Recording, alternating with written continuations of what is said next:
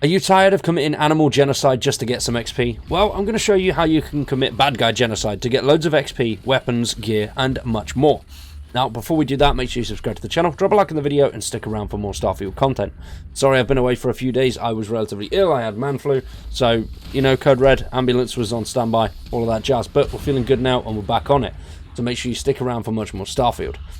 Now, these locations are randomized. There are various locations scattered all across the settled systems, which host a decent chunk of enemies that are high level and include a legendary spawn. Now, these legendary spawns are the guys like this with the shields and the white lines underneath their names.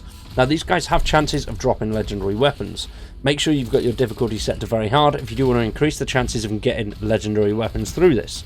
Another way that you can farm these guys through the legendary weapons to get the ones you want is by quick saving just before you kill them. If you quick save, they haven't got what you want, reload that save, that will reset their loot pool, and you'll end up with something a little bit different.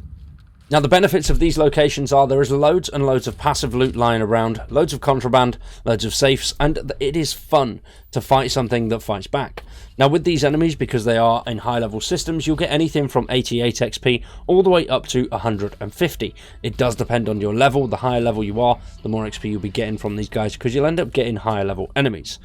And of course, to increase the amount of XP you're getting, you can obviously take some buffs, so food items, and you can sleep, which will give you that nice 10% XP boost. I'd recommend doing that just before you get off your ship, because all of these places have a shite ton of enemies, which will get you loads of XP. Now, it is important to note that you may not have the exact same location that will be shown in the video, but on the planet, in the location, you should have something that is similar. It may not be the exact name. The places you're looking out for are things that are abandoned. So abandoned outposts, abandoned hangars, abandoned towers, things like that are normally stacked with enemies, especially if you're rolling in those high-level systems. And the good thing about these is, as long as you clear the enemies out that are there, and then go away to Venus, you can sleep for a full day, and quick save, reload the quick save once you've woken up, head back to that location, and the enemies will be there over again. So if you don't feel like farming separate locations, just simply go to Venus, have a little bit of a snooze for the entire day, wake up, quick save it, load the quick save, head back to the location, and then you will have the enemies refreshed. The loot may not be there, but the enemies will be. So that will get you a decent chunk of XP, and the enemies obviously give you some weapons too. Now if you head into the Kang system, and then go down here over to Kang. Yeah, we're not going through the numerals again. You know, I can't do it. We know this. The Deserted Ecliptic Garrison.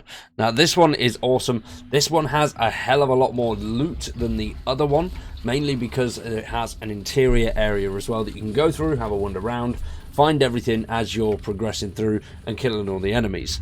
Has a little bit of a cut through as well, which leads to another part, which has a whole host more enemies. Now, do remember that all of these locations do have a chance to spawn in the Pirate Legend, which is pretty much guaranteed to get you some legendary weapons. Just remember the difficulty setting, have it on hard, and if you ain't getting what you want, save scum. Always works.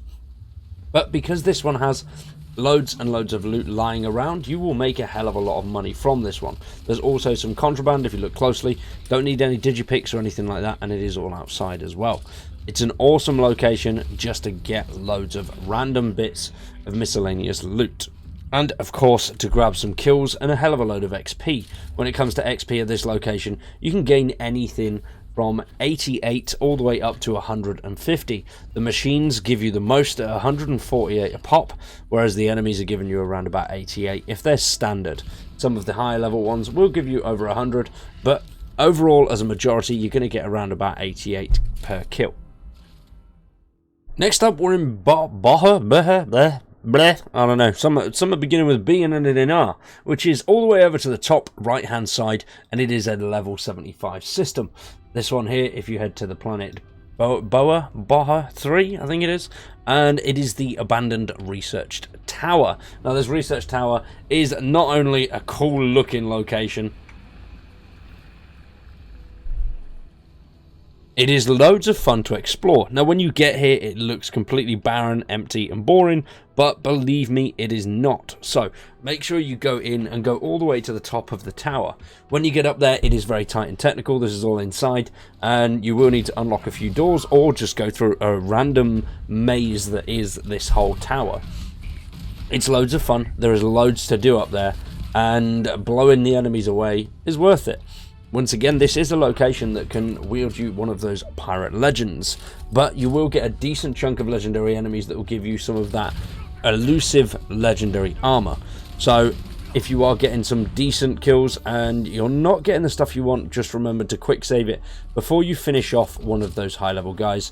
Remember, those are the guys with the 3 armor bars and the sort of lieutenant, is it lieutenant or something along those lines under their number. It's like a little white stripe that looks a little like this.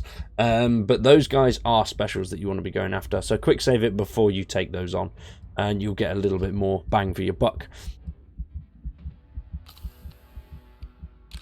As well as just being a cool location, this also has loads and loads of random loot lying around, as well as some locked safes, so you will need some digipicks. And as well as that, there's lots of medical items dotted around on the walls. It's a research station, so you'll find loads and loads of research equipment, books, all of that kind of stuff, which is going to get you a decent chunk of credits.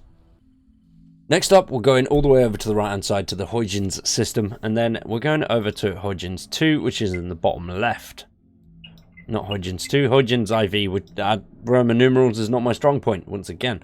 Now, this one is the abandoned robotics facility. You might notice a trend here. Anything that is abandoned, especially abandoned hangars, are really, really good for loot and enemies. Now, if you are working with the Crimson Fleet, then, well, you might not come across as many enemies, but this one is great.